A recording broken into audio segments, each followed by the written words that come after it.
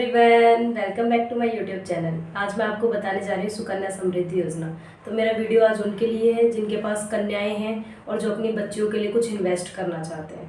तो सुकन्या समृद्धि योजना 2015 में नरेंद्र मोदी जी लाए थे पानीपत में बेटी बचाओ बेटी पढ़ाओ अभियान के दौरान। तो इसमें क्या होता है, जिसके पास भी बच्ची होती है उसके जन्म से लेके 10 वर्ष की आयु पूर्व होने तक आप उसका एक सुकन्या समृद्धि खाता खुलवा सकते हो, जिसमें आपको सरकार कुछ ब्याज देती है। 7.6 अभी जो रिसेंट ब्याज चल रहा है वो है। इनिशियली ये 9.1 आया था, बट धीरे धीरे गवर्नमेंट ने इसे कम करके 7.6 कर दिया है।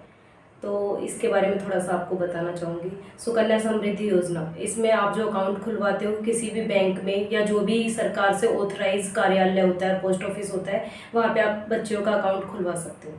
एक पेरेंट्स केवल 2 बच्चियों के सुकन्या समृद्धि अकाउंट खुलवा सकते हैं। अगर किसी पेरेंट्स के 3 या 4 बच्चियाँ हैं तो वो केवल 2 बच्चियों को ऑथराइज होगा कि सुकन्या समृद्धि योजना के तहत उनका खाता खुलेगा। ऐसे ही सेम बच्चियों के केस में है, अगर कोई बच्ची है उसका केवल एक ही जगह सुकन्या समृद्धि अकाउंट हो सकता है, चाहे वो किसी भी बैंक में हो, चाहे पोस्ट ऑफिस में हो, चाहे जहाँ भी वो खुलवाती हैं, चाहे किसी सरकारी बैंक में हो, चाहे प्राइवेट बैंक में हो, चाहे पोस्ट ऑफिस में हो। तो ये कंसर्न है। बाकी आप अगर न्यूनतम राशि की बात करते हैं तो सुकन्या समृद्धि योजना में आप पहले जहाँ 1000 रुपये आपको न्यूनतम अमाउंट जमा करना पड़ता था, अब ऐसा नहीं है। केवल 250 रुपये आपको सालाना जमा करना है और आप इसको कंटिन्यू रख सकते हो अगर आप केवल 250 रुपये भी जमा करवा देते हो साल में तो। बट अगर आपका साल में 250 रुपये भी जमा नहीं हो रहा है तो आपको 50 रुपये उसमें पेनल्टी चार्जेस लगता है। तो कम से कम 250 रुपये आपको ईयरली इसमें इन्वेस्ट करना ही है। बाकी आपको इसके फ़ायदे क्या क्या हैं। इनिशियली जब आया था तो केवल हमें जो प्रीमियम था उसके लिए टैक्स में आप रिबेट ले सकते थे 80C में। अंडर सेक्शन 1961 में जो टैक्स की 80C धारा थी उसके अंदर आप इसका बेनिफिट ले सकते थे, लेकिन बाद में जो रिटर्न होगा वो भी टैक्स फ्री रिटर्न होगा। सो अगर 80C के अंडर है तो टैक्स रिबेट जो केवल 1.5 लाख होती है आपकी, केवल वही आप बेनिफिट ले सकते हो। तो ईयरली आपको जो भी अमाउंट जमा करवाओगे वो 1.5 लाख से ज़्यादा नहीं होना चाहिए। इन ए फाइनेंशियल ईयर आप केवल 1.5 लाख रुपए सुकन्या समृद्धि योजना में जमा करवा सकते हो। फिर दूसरी बात आती है लॉक इन पीरियड की। तो इसको आप बच्ची का जब भी अकाउंट खुलवाते हो उसके 21 साल तक इसका लॉक इन पीरियड होता है।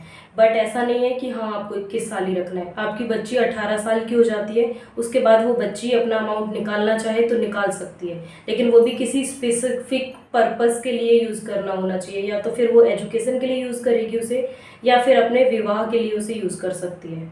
इस केस में आप उसका प्री मैच्योर विड्रॉल भी हो सकता है 18 साल की आयु के बाद।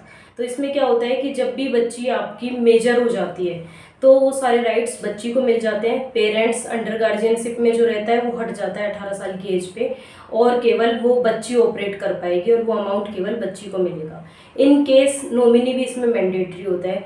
बच्ची को कुछ हो जाता है तो नॉमिनी को उसमें पैसा मिल जाता है जिस एज पे बच्ची एक्सपायर होती है या उसके साथ कुछ भी मिसहैपनिंग होती है। और कहते हैं कि इसको कौन खुलवा सकता है, बहुत से लोगों को डाउट होता है कि हर बंदा मतलब मदर फादर में से दोनों को टैक्स रिबेट मिलेगा। तो ऐसा नहीं है, जिसके भी अंडर गार्जियनशिप में ये अकाउंट खुलेगा केवल उसको टैक्स रिबेट मिलेगा। मीन्स अगर कोर्ट अपॉइंटेड पेरेंट्स हैं या फिर नेचुरल पेरेंट्स हैं, जिसमें भी अगर मदर बच्ची के अंडर गार्जियनशिप में रहेगी तो जो 1.5 लाख का टैक्स रिबेट है वो केवल मदर को मिलेगा। अगर फादर है उसका गार्जियनशिप में तो फिर फादर को मिलेगा। ये कंसर्न रहता है। बाकी तो मैंने लगभग सभी कवर ही कर दिया है आई थिंक।